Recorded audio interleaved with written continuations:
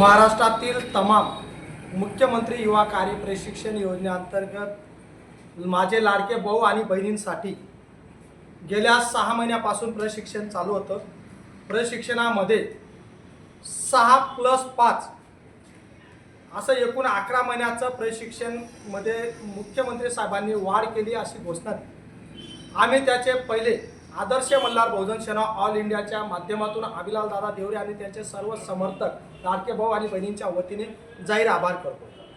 मुख्यमंत्री साहेबांजवळ ज्यावेळेस आम्ही 6 महिन्यापासून मागणी करत होतो त्यावेळेस महाराष्ट्रातील तमाम मुख्यमंत्री योजनेतील लाडके भाऊ आणि बहिणींनी आम्हाला साथ दिली।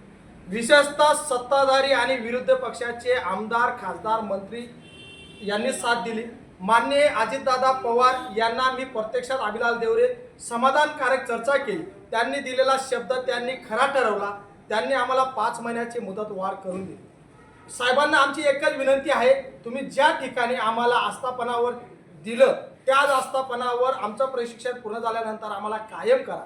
जर शासनाने कायम केलं नाही, आदर्श मल्हार सेनेच्या वतीने संपूर्ण राज्यामध्ये रस्ता रोको आंदोलन केले जातील आणि त्याच्यानंतर जर शासनाने दखल घेतलीच नाही तर अभिलाल देवरे तमाम 1,23,000 प्रशिक्षणार्थ्यांसाठी स्वतः सुट्रेपाडा गावामध्ये आमरण उपोषण करील असं सर्व पत्रकार बांधवांच्या माध्यमातून विनंती करत आहे। शासनाने वाढवल्याबद्दल त्यांचा जाहीर आभार आणि तुम्ही सुद्धा आमचा संदेश शासनापर्यंत पोहोचवा असं विनंती करतो। गेल्या 6 महिन्यापासून आदर्श मल्हार बहुजन सेना ऑल इंडियाच्या माध्यमातून राज्यातील सर्व माझे लाडके भाऊ आणि बहिणी आम्ही 6 महिन्यापासून खूप प्रयत्न करत होतो।